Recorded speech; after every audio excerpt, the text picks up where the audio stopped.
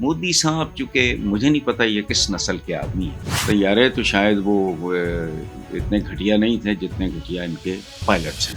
مودی صاحب نے گیتا نہیں پڑھی، معصوم بچوں کی لاشیں پڑی ہوں تو بڑا ہی کوئی لانتی ہوگا جو یہ جاننا چاہے گا کہ ان کا بچوں کا مذہب کیا ہے۔ اچھا، حکمرانوں کے انتخاب کی صدا عوام کو ملتی ہے۔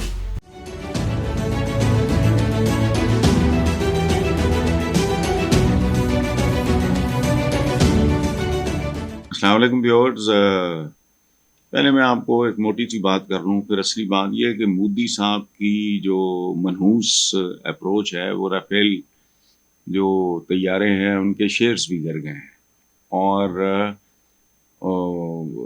دنیا بھی یہ کہہ رہی ہے کہ وہ طیارے تو شاید وہ اتنے گھٹیا نہیں تھے جتنے گھٹیا ان کے پائلٹس ہیں۔ بہرحال پہلی بات یہ ہے کہ D G I S P R کے مطابق افواج پاکستان نے اب تک 25 اسرائیلی ساخت کے ڈرونز کو مار گرایا ہے، لاہور میں بھی ہوا ہے۔ ہمارے جو کیمرہ کے پیچھے کھڑے ہیں خاور، انہوں نے ایک دو جگہ جا کے کوریج بھی کی ہے۔ 5 جدید طیاروں، ڈرونز، متعدد پوسٹوں کے تباہ اور فوجی ہلاکتوں کے ہونے کے بعد بھارت بوکھلاہٹ میں ہے، اور اب یہ اسرائیلی ساختہ ڈرون سے پاکستان پہ حملہ کر رہا ہے۔ کئی بار کہا ہے لیکن میں آپ کو ایک بتاؤں، یہ میں نہیں کہہ رہا، یہ ماہرین نفسیات ایک بات کرتے ہیں کہ جو آدمی بے اولاد ہوتا ہے، بے اولاد لوگوں میں 2 قسمیں ہیں، جن کو اللہ اولاد سے نہیں نوازتا، ان میں سے کم لوگ ایسے ہوتے ہیں 10-15% جو بچوں سے بہت محبت کرتے ہیں کہ اللہ نے اگر ہمیں اس نعمت سے نہیں نوازا تو وہ دوسروں کی اولادوں کو، دوسروں کے بچوں کو دیکھ دیکھ کے خوش ہوتے ہیں، بچے اڈاپٹ کر لیتے ہیں، فلانا ٹمکانا۔ اچھا، مودی صاحب چونکہ مجھے نہیں پتا یہ کس نسل کے آدمی ہیں، ہمارے یہاں اتنے معصوم بچے موت کے گھاٹ اتارے گئے، شہید کے لیے تو عمر چاہیے۔ ایک معصوم بچہ، ہمارے ایک لیفٹیننٹ کرنل ہیں، ان کا بچہ اتنا خوبصورت، اتنا پیارا، اس طرح اور بچے ہیں۔ اور عجیب بات ہے، پتہ نہیں شاید یہ بدبخت چن چن کے خوبصورت فرشتوں جیسے بچے 8-10-12 سال، یہ کوئی عمر ہوتی ہے؟ ہمارے یہاں کہتے ہیں شہید تو ٹھیک ہے، معصوم ہے، ان کو تو شہادت کا پتہ بھی نہیں، لیکن ایک بے اولاد آدمی جتنی بے رحمی سے یہ سارا کچھ کر رہا ہے، حیرت ہوتی ہے۔ بھارت بوکھلاہٹ میں ہے، اور اب یہ اسرائیلی ساختہ ڈرون سے پاکستان پہ حملے کر رہا ہے۔ وہ میں نے کہا کہ ابھی خبر کوریج وغیرہ کہیں کر کے آئے ہیں، دکھائیں گے آپ کو۔ میں نے تو کبھی دیکھا نہیں اپنا یوٹیوب چینل، میں اپنا پروگرام بھی نہیں دیکھتا، سچی بات تو یہ ہے۔ آئی ایس پی آر کا کہنا ہے کہ یہ بزدلانہ حملہ بھارت کی پریشانی اور بوکھلاہٹ کی نشانی ہے۔ لائن آف کنٹرول پر بھی بھارت نے بھرپور نقصان اٹھایا اور اٹھا رہا ہے۔ افواج پاکستان دشمن کو منہ توڑ جواب دے رہی ہیں، اور ان کے تمام عزائم، یہ تو خیر ایک روٹین کی بات ہوگی۔ اصلی بات جو میں روز اول سے کر رہا ہوں، وہ بھارت کی آبادی تو گنی نہیں جاتی، اب تو وہ چائنا کو بھی آبادی میں پیچھے چھوڑ گیا ہے۔ دنیا کی سب سے بڑی سو کالڈ ڈیموکریسی کا چہرہ مودی صاحب ہیں۔ اچھا، حکمرانوں کے انتخاب کی صدا عوام کو ملتی ہے، یہ یاد رکھیں۔ ہمارے حضور کا ایک بہت کمال دیکھو، صدیوں پہلے وزڈم، کہ جیسے عوام ہوں ویسے ہی حکمران ان پہ مسلط کر دیے جاتے ہیں۔ لیکن میں جب بات کرتا ہوں تو میں رجیم کی بات کر رہا ہوں، میں انڈینز کی بات نہیں کر رہا۔ I love them, I respect them، سوائے ان کے جو انتہا پسند، بچہ، بوڑھا، عورت، ٹارگٹ بنے، کہیں بھی بنے۔ دیکھو، کوئی بھی انسان ہو، معصوم بچوں کی لاشیں پڑی ہوں تو بڑا ہی کوئی لانتی ہوگا جو یہ جاننا چاہے گا کہ ان کا بچوں کا مذہب کیا ہے۔ ایک دردناک بات ہے، پتہ نہیں یہ آدمی چاہتا کیا ہے۔ میں تو درخواست ہی کر سکتا ہوں کہ مودی صاحب، خدا کا واسطہ، اگر آپ کی اولاد نہیں ہے تو اپنے ملک، اول تو بچے ہوتے ہیں، ان کا کوئی دین مذہب، ان کو تو شعور ہی نہیں ہوتا۔ تو باقی رہ گیا افواج پاکستان، تو پہلے بھی ان کا ذائقہ آپ چکھ چکے ہیں، ابھی دیکھیں کیا ہوتا ہے۔ اور آخری بات میں پہلے بھی کہہ چکا ہوں، پہلی بار نہیں کہہ رہا، کہ جب کہانی پہنچ جائے گی ایٹم بامز تک تو پھر کوئی چھوٹا بڑا ہے نہیں، اور اس میں نقصان جتنا سائز ہوگا اکانومی کا، آبادی کا، اسی حساب سے ہوگا۔ اور ایک مصرع کوئی مودی صاحب کو سنا دے، بموں کی آنکھیں نہیں ہیں جو دیکھ کر پھٹیں اور اپنے ٹکڑوں کو بے گناہوں سے دور پھینکیں۔ اور میں یقین کریں، میں پورے یقین سے یہ بات کر رہا ہوں، یا تو مودی صاحب نے گیتا نہیں پڑھی، بہت خوبصورت کتاب، میں نے 1 نہیں 2 نہیں 10 نہیں 50 بار پڑھی، اور اگر پڑھی ہے تو اس پہ یقین نہیں، اس کی ہدایات پہ ہم خود بھی ناقص ہیں اس معاملے میں۔ قرآن پاک کا پڑھنا، اس کو سمجھنا، اور پھر اس پہ عمل کرنا، یہ ہوتا ہے اصل امتحان۔ بہرحال آگے چلتے ہیں۔ کل قومی سلامتی کمیٹی نے افواج پاکستان کو انڈیا پہ جوابی حملے کا مکمل اختیار دے دیا۔ یہ اختیار بیسیکلی تو ہے ہی ان کے پاس۔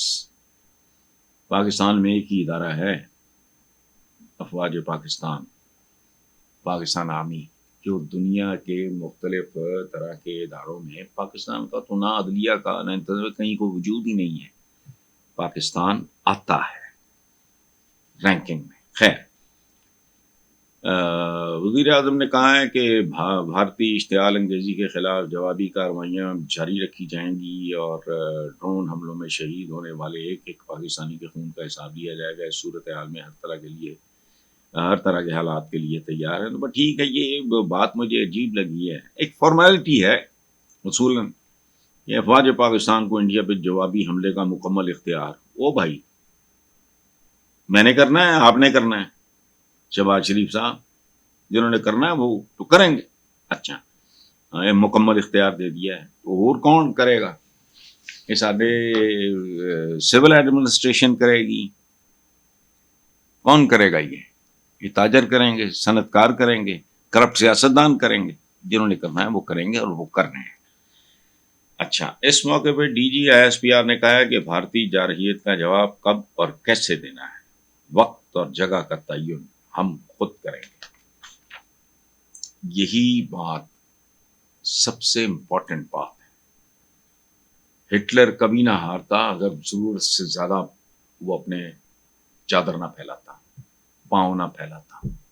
نیپولین کی بھی فال کے پیچھے یہ بنیادی طور پہ، اور ایک بات یاد رکھیں، ہم عوام چونکہ سادہ ہوتے ہیں، ان باتوں کو جانتے نہیں، تو میں نے بھی کتابوں سے یہ پڑھا ہے، مجھے اور نہیں پتا، کہ اچھا جنرل وہ ہوتا ہے جو صرف چارج ہی نہیں، ریٹریٹ پہ بھی کمانڈ رکھتا۔ آگے بڑھنا اور پیچھے ہٹنا، it's a part of the strategy. بہرحال اینی وے، یہ فالتو بات تھی جو میں نے آپ کے ساتھ کر دی۔ سپریم کورٹ نے سزا کی انٹرا کورٹ اپیلیں منظور کرتے ہوئے فوجی عدالتوں میں سویلینز کے ٹرائل سے متعلق کیس کا فیصلہ سناتے ہوئے کہا کہ فوجی عدالتوں میں سویلینز کا ٹرائل ہو سکتا ہے۔ اس پہ مجھے ایک مصرع یاد آیا، جو چاہے آپ کا حسن کرشمہ ساز کرے۔ لیکن دوسری طرف PTI کے سلمان اکرم راجہ کا کہنا ہے کہ سپریم کورٹ کے آئینی بینچ کے فیصلے نے آئینی عمارت کو منہدم کر دیا ہے، ڈھا دیا ہے۔ اس فیصلے نے اجازت دی ہے کہ کوئی افسر بند کمروں میں سویلینز کا ٹرائل کر کے سال ہا سال کی سزا یا بعض کیسوں میں سزائے موت بھی دے سکتا ہے۔ اس پہ تبصرے کی ضرورت نہیں ہے۔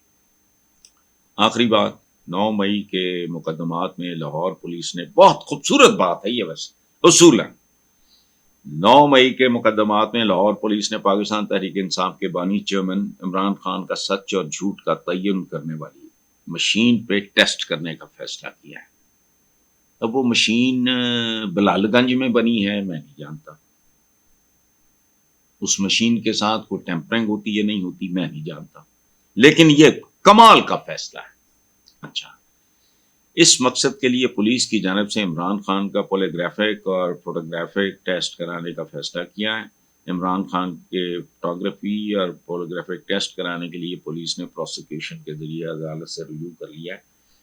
دیکھو، ہمارے ہاں ہر چیز میں ملاوٹ ہے، ہمارے انصاف میں ملاوٹ ہے، ہمارے دودھ میں ملاوٹ ہے، ہماری غذا میں ملاوٹ ہے، ہمارے ہاں دوا میں ملاوٹ ہے، دوائیں خالص نہیں ملتی، تو ہماری جمہوریت ناخالص ہے۔ سب سے بڑی بات، ہمارے ہاں جمہوریت بھی ویسی ہے جیسا دودھ ہے، اور پاکستان میں جو دودھ غریب غربا ڈپرائیوڈ فیملیز کے بچے پیتے ہیں، وہ صورتحال کیا ہے؟ یو این ڈی پی کی ایک رپورٹ کے مطابق 2 سال پہلے یہ ہمارے اخباروں میں چھپا تھا کہ پاکستان میں 24 کروڑ لیٹر